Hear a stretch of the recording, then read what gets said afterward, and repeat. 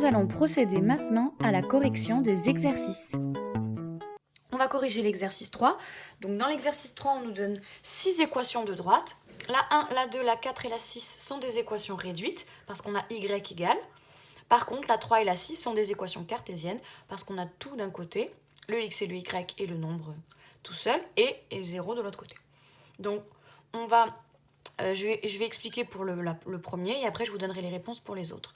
Donc, pour le premier, on a u, un vecteur qui a pour coordonnées 3, 2. Comme on a fait dans l'exercice précédent, on va essayer de se ramener à 1 en abscisse. Donc, on va écrire u'.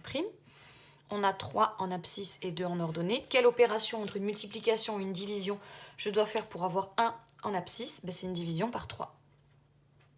Si je divise par 3, on obtient u' qui a pour coordonnées 3 divisé par 3, 1 et 2 tiers. On a bien le 1 en abscisse et on sait d'après la formule de la leçon que quand on a 1 en abscisse, en ordonnée, on obtient le coefficient directeur, le m. Y a-t-il une droite dont le coefficient directeur fait 2 tiers? Oui, c'est la 4. On a y égale 2 tiers de x plus 1. Ici, le m égale 2 tiers et le p égale 1.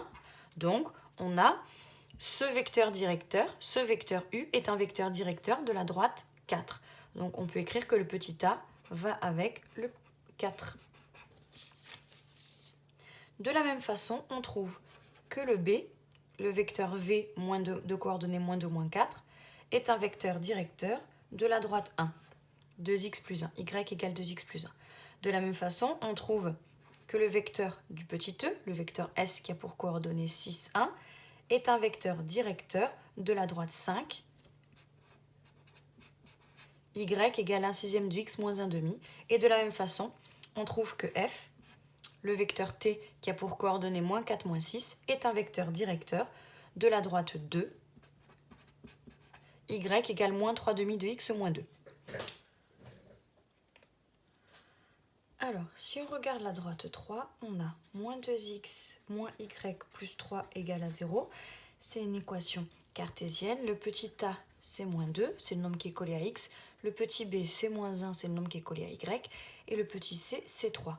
On sait que la formule, cette fois-ci, quand on a une équation cartésienne pour avoir un vecteur directeur, c'est moins ba. Donc, ce qui nous donne u qui a pour coordonnées moins b, donc l'opposé de b, ce qui nous donne 1, et a moins 2. Et on a un vecteur directeur de la droite 3. On va regarder si ça correspond plutôt à un vecteur qui a la même direction que w ou qui a la même direction que r. Donc on voit que là on a un positif et un négatif, donc ce ne sera forcément pas le point R parce qu'il y a 2 positifs, mais on va essayer de voir est-ce qu'ils ont la même direction. Mon vecteur U que j'ai écrit là et mon vecteur W. Pour ça, on va essayer, en faisant la même opération en abscisse et en ordonnée, essayer d'arriver à moins 2 et à 4. Donc pour pouvoir arriver à moins 2 au numérateur, il faut tout simplement faire une opération, une multiplication. On va multiplier par moins 2 en haut et on multiplie du coup par moins 2 aussi en ordonnée. On a dit que quand on multipliait l'abscisse et l'ordonnée d'un vecteur par le même nombre, on ne changeait pas sa direction. Donc ça nous donne, je vais l'appeler U', ça nous donne 1 fois moins 2, et moins 2 fois moins 2, 4. On obtient les coordonnées du vecteur W. Donc ça veut dire que par rapport à la droite 3, ça correspond au C, au vecteur W. Et normalement, forcément, la dernière, ça va correspondre, la droite 6 doit correspondre au vecteur R. On va quand même vérifier. Pour la droite 6, on a moins x plus 3y moins 2 égale à 0, équation cartésienne. Le a égale moins 1, nombre qui est collé à x. Le b égale 3, nombre qui est collé à y. Et le c égale moins 2, nombre qui est collé ni à x ni à y. La formule u a pour coordonnées moins ba. Donc ici, notre vecteur moins b, l'opposé de b, moins 3. Et a, c'est moins 1. On obtient deux nombres négatifs. Le but, c'est d'essayer d'arriver à 1,5 en multipliant par le même nombre en haut et en bas, donc ou en divisant. Donc ce qu'on va faire, c'est qu'on va d'abord diviser par 3 et diviser par 3. Si on divise par 3, on va avoir moins 1, donc on va peut-être diviser par moins 3. Si on divise par moins 3, on va avoir U'. Moins 3 divisé par moins 3, ça nous donne 1. Et moins 1 divisé par moins 3, ça nous donne 1 tiers puisque les deux moins s'annulent. Donc ça nous donne 1 et 1 tiers. Et maintenant, il nous reste encore une autre opération parce qu'on n'est pas encore arrivé à 1 demi et 1 sixième. Pour arriver à 1 demi, il nous reste à diviser par 2.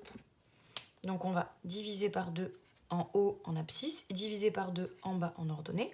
Ça va nous donner un nouveau vecteur qui est encore à la même direction. 1 divisé par 2, 1 demi. 1 tiers divisé par 2, ça nous donne 1 sixième.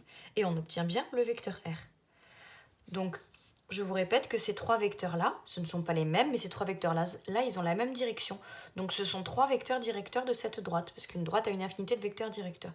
Donc, celui-là, comme c'est le vecteur R, on peut en conclure que la droite 6, elle a comme vecteur directeur le vecteur R, donc c'est le petit d avec le vecteur R. Voilà, l'exercice 3 est terminé.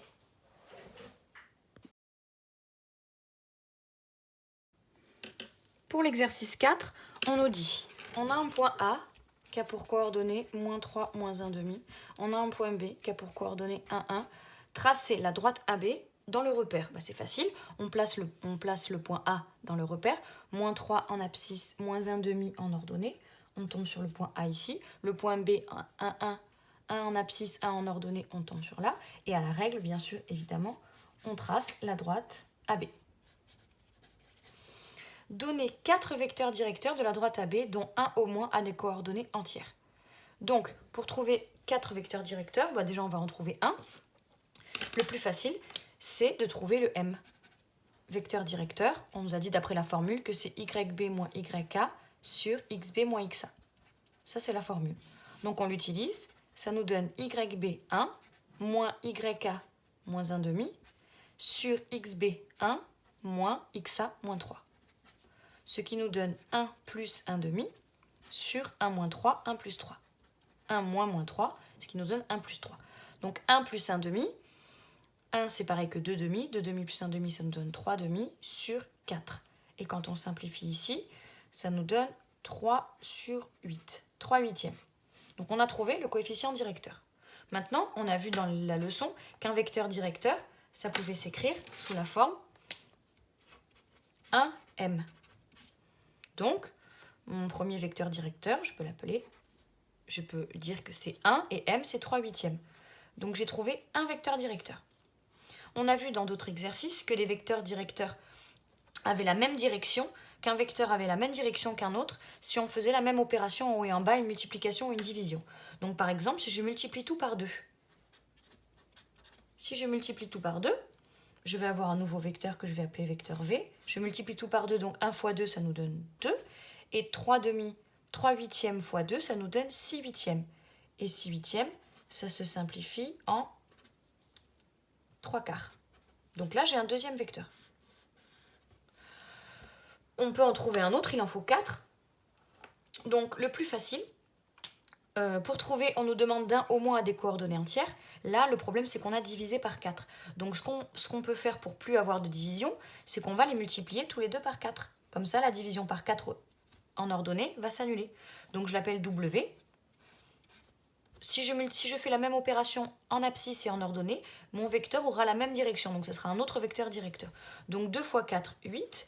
Et 3 quarts fois 4, ça nous donne 3. Donc ça me donne un troisième vecteur à coordonnées entières.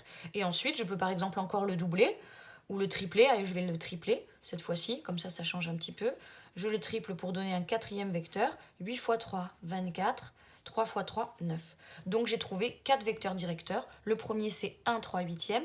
Le deuxième c'est 2, 3 quarts. Le troisième c'est 8, 3. Et le quatrième c'est 24, 9. Et je peux en trouver une infinité en faisant la même opération en abscisse et en ordonnée. Voilà pour l'exercice 4.